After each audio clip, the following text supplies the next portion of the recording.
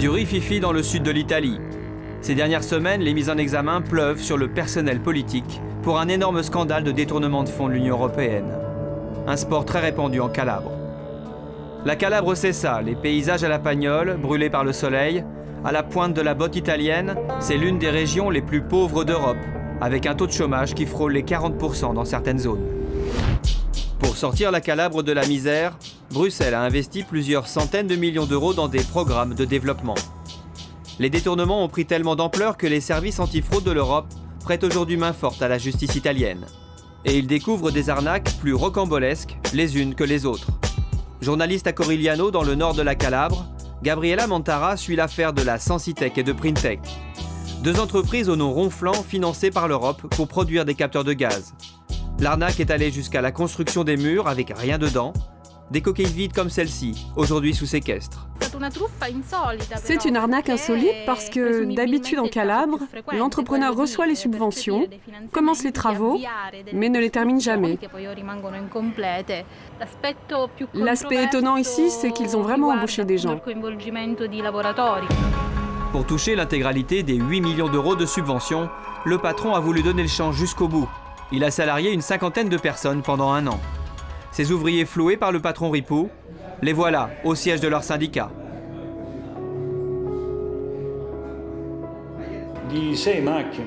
Sur les 6 machines de l'entreprise, une seule a fonctionné. On s'en est servi qu'une seule fois.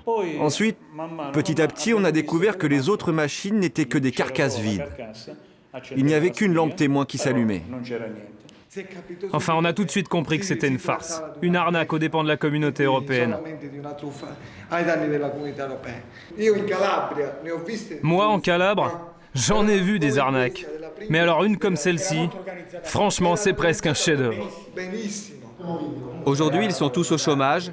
Le PDG, lui, a été laissé en liberté en attendant son procès. Celui qui a monté cette arnaque, il est libre. Il n'est pas en prison. Ça veut dire que le message pour les autres entrepreneurs de ce genre-là, c'est quoi? C'est « Ne vous en faites pas, venez en Calabre, montez vos arnaques, repentez-vous et vous serez libre. » Et en Calabre, tout le monde tente sa chance, même les dentistes. Comme le docteur Lupo, un dentiste installé à Cosenza qui avait monté une usine de production de panneaux solaires que l'on n'a jamais vue. Par contre, l'argent de l'Europe, lui, a bien été versé. Aujourd'hui, il est accusé de s'être payé une collection de voitures de luxe avec les subventions de l'Union européenne. Nous avons retrouvé le docteur Lupo. C'est lui qui vient nous chercher en scooter. Le grand amateur de Ferrari se la joue profil bas sur 2 roues. Sa collection a été confisquée. C'est dans sa résidence secondaire, à Diamante, une station balnéaire UP, qu'il nous reçoit. Vous êtes dentiste. Pourquoi êtes-vous devenu entrepreneur? Parce que je me suis toujours intéressé à l'énergie solaire. Je me suis dit, c'est une activité d'avenir. Et vous avez reçu 55 millions d'euros de l'Europe? Non. Cette somme doit être divisée par 2.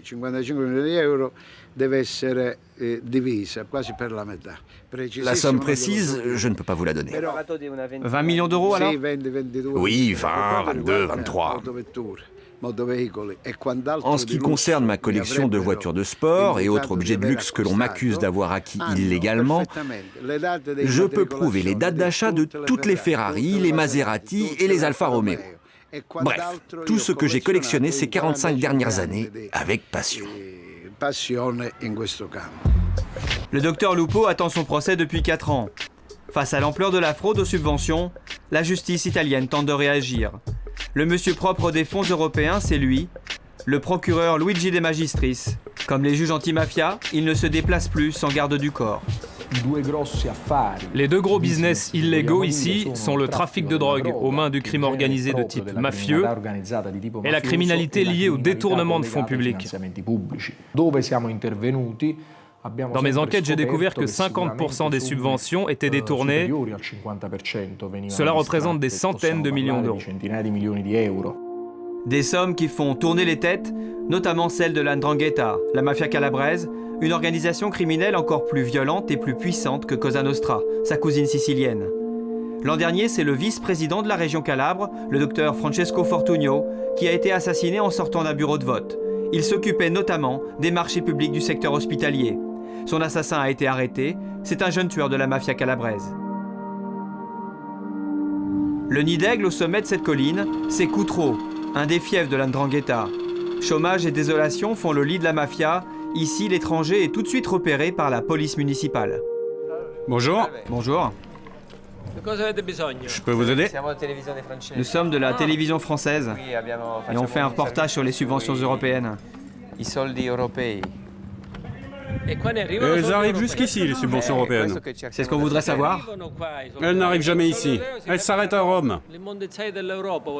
Ils veulent faire de la Calabre la poubelle de l'Europe au lieu d'en faire le bijou, comme c'était dans le passé.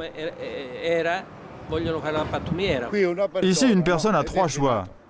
Ou tu émigres, ou tu meurs de faim, ou tu deviens un voleur. Et on dit qu'ici, c'est le territoire de la mafia. Non, la mafia, vous savez où elle est? Elle est à Rome. Ce sont les politiciens. C'est une très grande mafia. Ce sont eux qui bouffent notre argent. Ici, on est abandonnés. Pourtant récemment, l'argent de l'Europe est arrivé jusqu'à Cutro. Au pied du village, une centrale électrique toute neuve et qui fonctionne. Un autre style d'arnaque car curieusement, les centrales électriques poussent comme des champignons au pays de la mafia calabraise. Comme celle-ci en construction à Criqui, au milieu des oliviers. Le problème c'est qu'en tout ça fait désormais 4 centrales sur un rayon de 100 km, alors qu'une seule suffirait à illuminer la région. Cette fois, les centrales ne sont pas fictives. La justice italienne cherche à comprendre pourquoi des élus de la région, chargés de contrôler les fonds publics, dépensent inutilement l'argent européen. En recoupant les noms de chaque scandale, la journaliste Olga Yembo s'est rendue compte que cet argent profitait toujours aux mêmes personnes.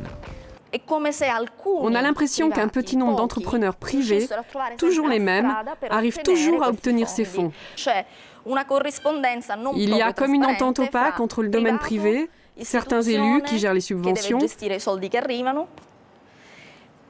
et sans aucun doute la mafia.